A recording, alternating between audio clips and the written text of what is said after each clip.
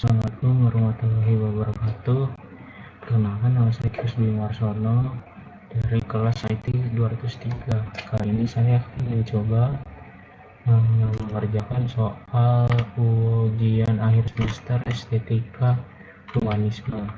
Di sini disuruh membuat video durasi 15-30 menit yang mengangkat tema dan beberapa tema. Tapi saya memilih untuk membahas tentang anger management.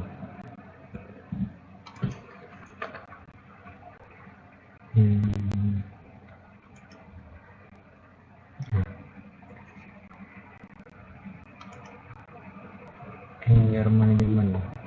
Pada kesempatan ujian akhir semester ini saya akan membahas tentang atau mengambil tema tentang anger management. Mengapa saya memilih topik tentang anger management? Karena menurut saya memang penting ya untuk pengendalian emosi. Tapi pertama-tama kita bahas pengertian emosi terlebih dahulu. Emosi adalah perasaan yang ada di dalam diri, baik berupa perasaan senang atau tidak senang, perasaan baik, perasaan buruk, berbagai perasaan yang kuat, perasaan benci, takut, marah, cinta, perasaan senang dan kesedihan. Itu contoh-contoh emosi, bagian dari emosi. Nah, marah adalah salah satu jenis emosinya, bentuk marah yang muncul akibat adanya pertentangan atau gangguan sehingga menimbulkan perasaan kesal. Jadi kayak maksudnya mungkin kayak kita kadang-kadang suka berselisih atau kurang sependapat dengan omongan orang, kadang-kadang kita kesalan, marah, dan misalkan tidak sesuai apa yang kita mau gitu.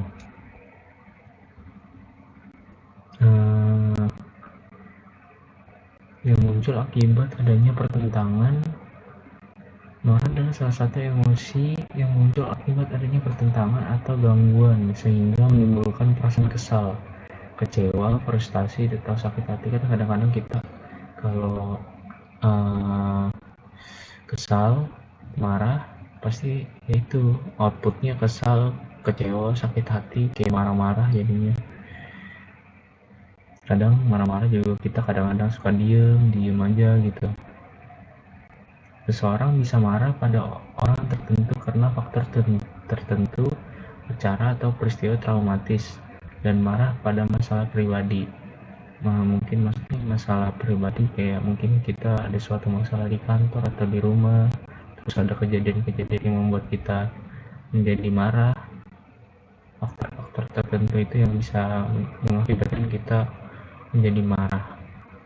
Nah, marah seringkali menjadi senjata bagi semua makhluk untuk mempertahankan hidupnya melalui cara atau mekanisme yang paling alami, yaitu menyerang makhluk lain yang menjadi pengganggu atau pengancamnya. Namun, manusia memiliki penyebab marah yang lebih beragam, tidak sekedar ancaman yang bersifat fisik semata. Ya mungkin maksudnya bukan fisik semata, kita bisa marah-marah lewat kata-kata gitu. Harga diri yang merasa direndahkan, harapan yang tidak terwujud, adanya perasaan permusuhan yang terus-menerus juga merupakan hal-hal yang sering kali mendorong terjadinya marah. Nah, kadang-kadang marah itu juga itu kayak kita merasa direndahkan, terus keinginan kita nggak terwujud, terus kayak mungkin kita lagi bermusuhan dengan seseorang atau kurang sependapat, jadinya seperti itu marah. Lalu dilansir dari National Health Service, marah seperti emosi lainnya yang dapat menimbulkan perubahan fisik dan psikologis, meliputi denyut jantung menjadi lebih cepat, dada terasa sesak, tubuh memanas, otot menjadi tegang, dan biasanya akan mengepalkan tangan, mudah tersinggung, merasa terhina, merasa membenci, atau bahkan menangis karena marah. berteriak, memulai perkelahian, memecahkan atau melempar barang, dan mengabaikan seseorang. Nah, mungkin dari beberapa orang kayak yang udah pasti kalau kita lagi marah udah pasti tuh denyut jantung yang lebih lebih cepat, ya kan? Terus kayak dada tuh kayak sesek gitu, kayak di dada tuh kayak sesak, terus tubuh memanas, otot menjadi tegang, ya mungkin kayak kepala tuh jadi tegang gitu bisa jadi. Terus misalnya mengepalkan tangan gini, udah tersinggung betul, maka karena merasa terhina atau kurang sesuai dengan pernyataan atau kurang setuju, bisa juga. Nah, biasanya output marah, kalau ngakit output emosi marah ya, kalau kita nggak marah-marah ngoceh-ngoceh ya, ada juga yang ngajak berantem, ada yang juga yang melempar barang, ada juga yang kayak diem aja gitu, diem, mendiamkan seseorang gitu, entah itu lawan lawan bicara kita, teman kerja atau orang di rumah, seperti itu. Marah memiliki mekanisme di dalam otak sebagai proses-proses emosi lainnya.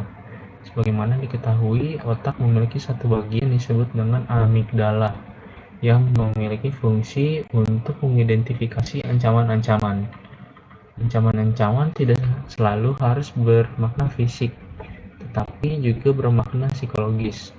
Ketika seseorang marah, terdapat mekanisme-mekanisme fisik yang berubah dan memiliki mekanisme-mekanisme hormonal yang secara otomatis akan dilepas oleh tubuh ketika marah.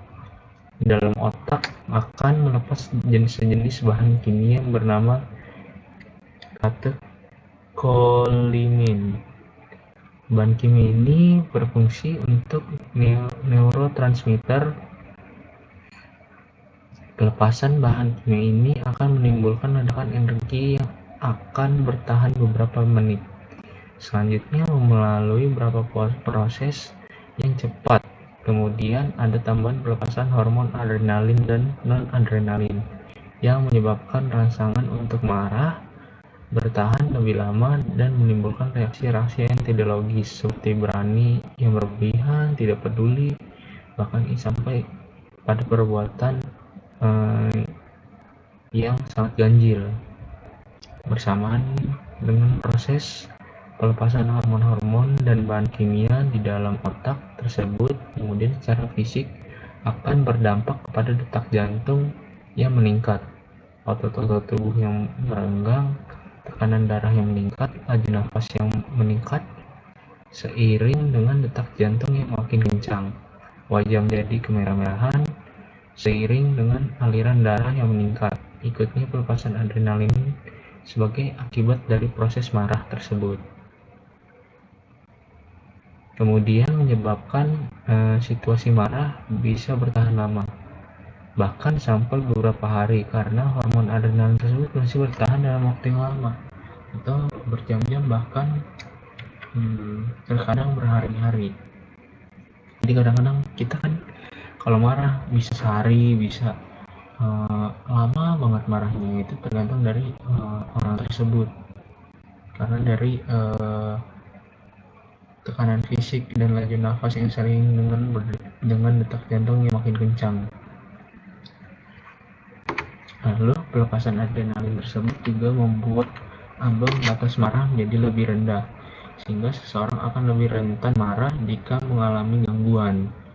Nah, anger management adalah belajar mengenali tanda-tanda pada diri saat marah, mengambil tindakan yang sehat dalam meluapkan kemarahan.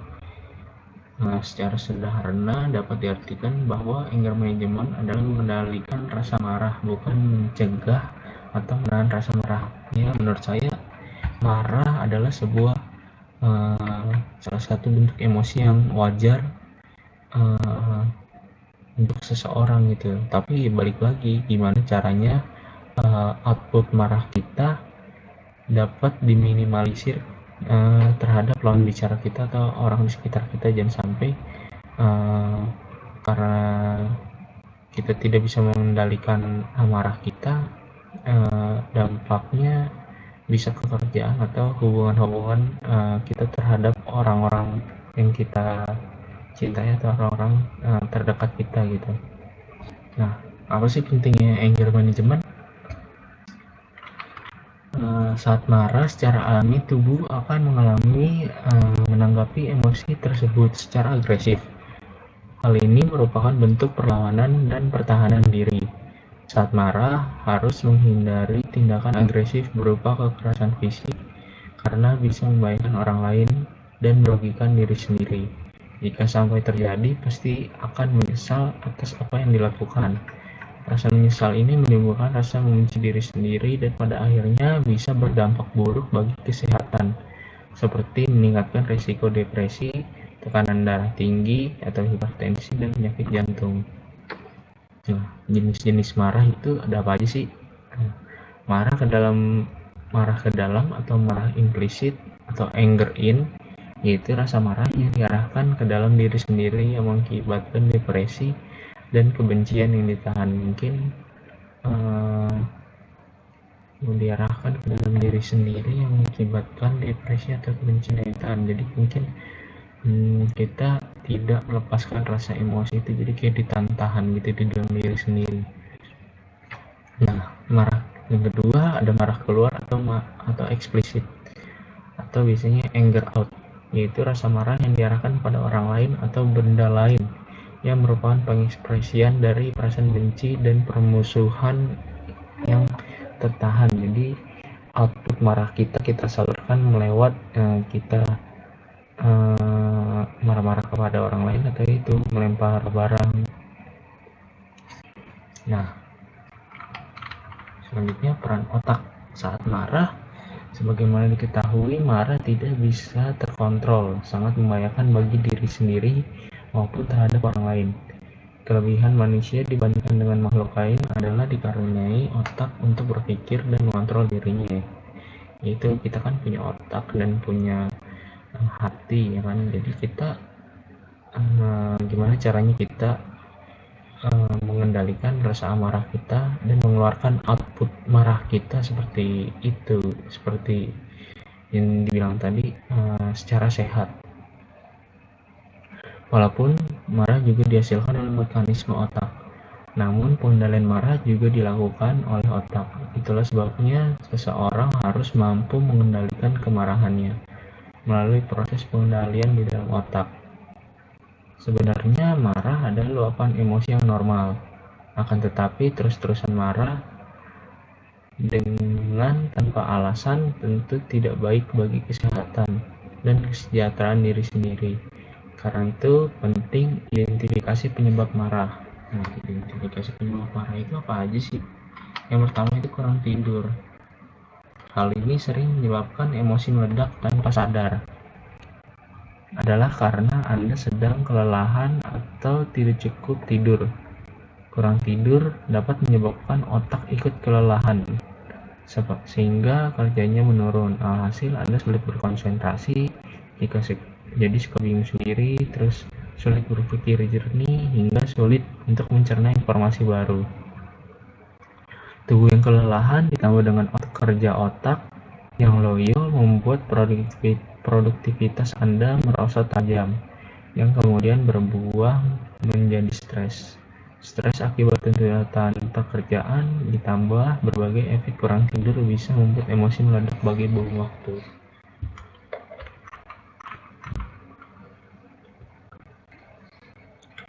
Lalu selanjutnya ada depresi.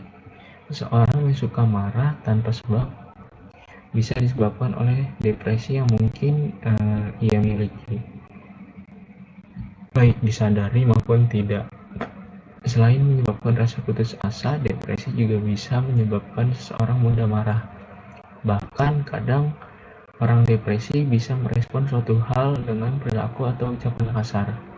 Depresi juga mungkin membuat seseorang melakukan hal-hal beresiko, contohnya menyetir ugal-ugalan dengan kecepatan tinggi. Lalu selanjutnya ketiga adalah merasa diabaikan. Rasa diabaikan atau tidak dipedulikan oleh orang-orang sekitar bisa membuat seseorang jadi mudah marah. Manusia pada dasarnya adalah makhluk sosial yang berharap dan mencari kepuasan dari berhubungan sosial. Ketika kebutuhannya tidak terpenuhi, hal ini bisa menimbulkan emosi negatif, salah satunya kemarahan. Lalu yang keempat, itu memiliki penyakit tertentu. Penyebab suka marah tanpa sebab mungkin berakar dari penyakit yang dimiliki selama ini, misalnya hipertiroidisme yang seringnya terjadi pada wanita, dan kolesterol tinggi. Hormon tiroid mengendalikan semua hal yang berkaitan dengan metabolisme tubuh. Jika jumlahnya berlebihan dalam tubuh, hipertiroidisme bisa menyebabkan menjadi gampang gelisah dan sulit berkonsentrasi. Lalu tips anger management itu yang pertama adalah mundur sementara dari sumber amarah. Cobalah berpikir sebelum merespon, misalnya berhitung dari 1 sampai 10 sebelum bereaksi terhadap sesuatu, atau berjalan sejenak untuk mendinginkan pikiran. Lalu yang kedua, luapkan rasa marah dengan tepat. Luapkan dengan kegiatan lain, misalnya menuliskan perasaan, menggambar, melihat meme lucu, dan sebagainya. Dengan meluapkan amarah secara tepat dapat membatasi respons yang meledak-ledak. Hal ini dapat membantu mengenali apa yang memicu rasa marah dan apa yang tidak Anda suka dari pemicu tersebut. Yang ketiga, setelah tenang, komunikasikan dengan kepala dingin. Menyampaikan secara jelas apa penyebab marah tanpa menyalahkan pihak lain. Jaga intonasi tetap netral. Lalu lakukan metode time out. Bila masalah yang memicu amarah cukup pelik atau cukup rumit gitu, carilah tempat tenang, lalu duduk dengan tegap dan nyaman. Setelahnya lakukan teknik pernapasan. Lalu selanjutnya lakukan kegiatan lain untuk mengalihkan rasa marah. Jika sumber masalah bukan dari orang lain, maka dapat mengalihkan dengan kegiatan olahraga lari misalnya. Dan konsultasikan kepada psikolog. Jangan ragu untuk meminta bantuan profesional seperti ahli kejiwaan, sehingga dapat mencegah kerusakan yang lebih jauh, baik secara fisik, mental, dan sosial. Jika Anda tidak mengatasi rasa marah yang menyelimuti diri, kondisi tersebut berujung pada kecemasan dan depresi. Nah, kalau menurut saya tips anger management, kalau misalkan kita marah terhadap sesuatu ya kita coba mundur sejenak dari pekerjaan kita atau dari seseorang gitu ya, mengurangi interaksi supaya ketika kita berbicara dengan lawan bicara kita tidak terkena dampak dari amarah kita gitu. Jadi kayak mundur sejenak, luangkan waktu kayak mikir, aduh ini keselnya kenapa ya, terus cari hal-hal yang bisa membuat marah kita tuh kayak berkurang. Contoh misalnya saya kayak kesel, saya biasanya mungkin diam terus main HP, terus ngeliat hal-hal lucu. Nanti rasa marah kita kan mulai berkurang sendiri gitu. Terus setelah mungkin itu kita coba komunikasikan dengan lawan bicara kita, atau mungkin teman kerja kita, sorry tadi gue lagi marah gini-gini, dibicarakan aja gitu, atau mungkin ke keluarga atau ke pasangan kita kayak, iya maaf tadi aku marah gini karena ini, coba dikomunikasikan lagi dengan baik. Lalu bisa juga lakukan kegiatan dengan berolahraga. Soalnya saya juga pernah dengar dari dokter Tirta kalau mengurangi emosi itu bisa dilakukan dengan berolahraga, ya kayak lari atau main bola. Itu bisa mengalihkan rasa amarah kita gitu. Atau mungkin kita bisa cerita sama teman-teman yang kita percayain gitu. Misal ya tadi gue di tempat kerjaan begini gini gini, gue kesal begini gini. Nah biasanya itu akan mengurangi rasa amarah kita, karena rasa kesal kita sudah terluapkan dari cara kita bercerita dengan teman gitu. Biasanya seperti itu sih kalau saya.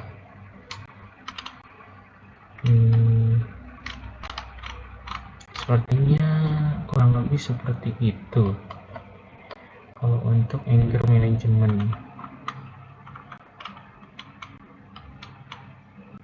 Ya dikondisikan aja saat kita sedang marah, apalagi ketika sedang keluar dengan keluarga dan pasangan, itu yang paling penting sih. Mungkin kalau dengan teman kerja ya kita harus masih, kalau kita marah-marah ke teman kerja yang masih, mungkin teman kerja masih mengerti lah. Mungkin kalau kita ke keluarga atau ke pasangan mungkin agak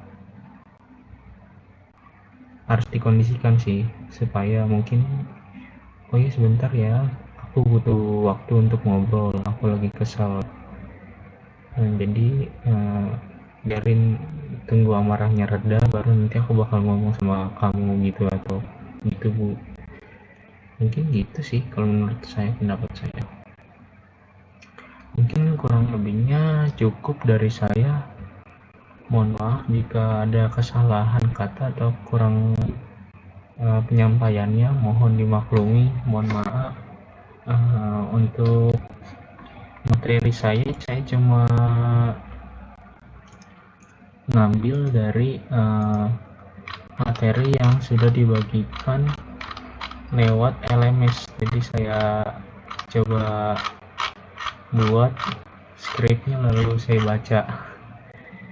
Kurang lebih seperti itu ya. Kalau ada kekurangan mohon maaf sebelumnya, kurang lebihnya mohon maaf ya. Assalamualaikum warahmatullahi wabarakatuh.